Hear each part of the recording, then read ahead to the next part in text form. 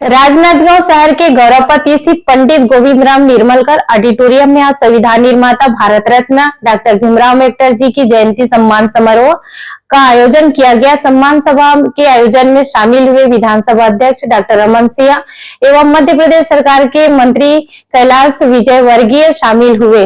आपको बता दें कि सारे देश में संविधान निर्माता डॉक्टर भीमराव अम्बेडकर जी के सम्मान पर 10 दिवसीय आयोजन किया जाना है। उसके लिए देश के अलग अलग राज्यों में जिलों के में भारतीय जनता पार्टी के वक्ता बाबा साहेब के योगदान को जनता के समक्ष रखेंगे। इसी कड़ी में आज मध्य प्रदेश शासन के कैबिनेट मंत्री कैलाश विजयवर्गीय प्रवास पर रहे।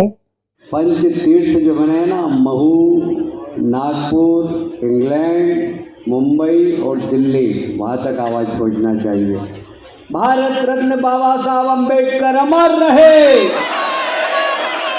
मैं नाम ले रहा हूँ, कृपया स्वागत की कड़ी से जुड़े। जब संविधान सभा के चुनाव हुए, वहां बाबा साहब अम्बेडकर को हराने के लिए पूरी की पूरी कांग्रेस जुट गई।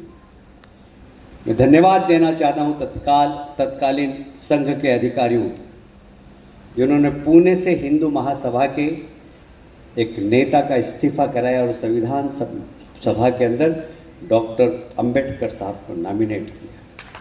मेरे मित्र प्रेम प्रकाश पांडे जी, जो हम लोगों के साथ मध्य प्रदेश में मंत्री थे, विधायक थे, फिर यहाँ पर भी मंत्री रहे, विधानसभा के अध्यक्ष रहे, पता नहीं कितने पदों पर रहे। और हम युवा मोर्चे का इनको थिंक टैंक बोलते थे।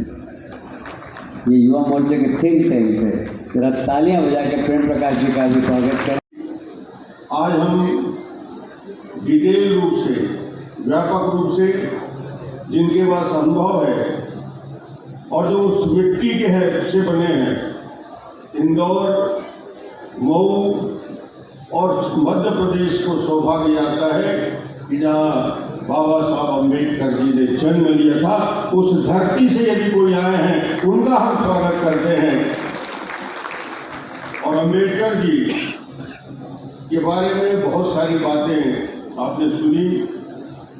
मुझे लगता है कि एक व्यक्ति जो विचार बन गया, एक विचार जो आंदोलन बन गया, और एक आंदोलन जिसने भारत को नया संविधान दिया, और इस सब के ऊपर वो व्यक्ति जिसने देश और दुनिया में खासतौर से ऐसे लोग, दबे कुचले दलित वर्ग के लोग स्वाभिमान से जीने का अधिकार दिया, उस व्यक्ति का नाम है भीमराव अम्बेडकर, जिसकी आज हम जयंती के अवसर में 14 अप्रैल यह बात तिथि है कि भारत माता के कोख से एक ऐसा पुत्र जन्मा जिसने सदियों से आ रही सामाजिक असमानता, अन्याय, भेदभाव की दीवारों को अपने संघर्ष, अपने विचारों से तोड़ने के लिए संविधान का निर्माण किया।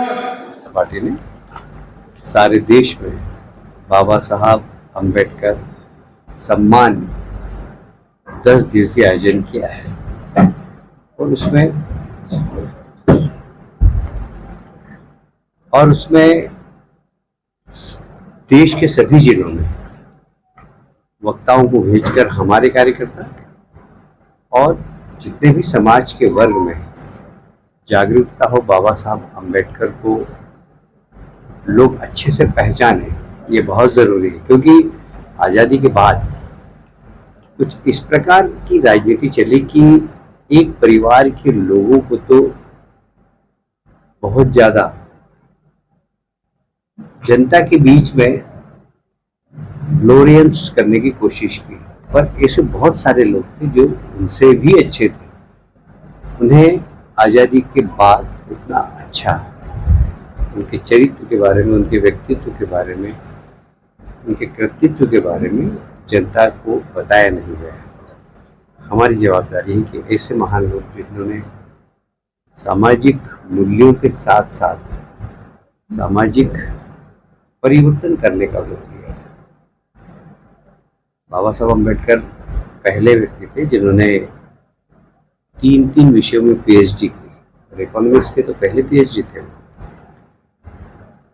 पर मंत्रिमंडल में वो सम्मान नहीं मिला। और एक तरीके से उन्हें अपमानित ही किया है। हम उनके व्यक्तित्व, उनके कर्तृत्व को लेकर आज सारे देश में घूम रहे हैं। बाबा साहब अम्बेडकर देश की एकता के लिए और गरीब वर्ग के उत्थान के लिए कितना योगदान दिया, उसके बारे में हम लोगों से चर्चा कर रहे हैं।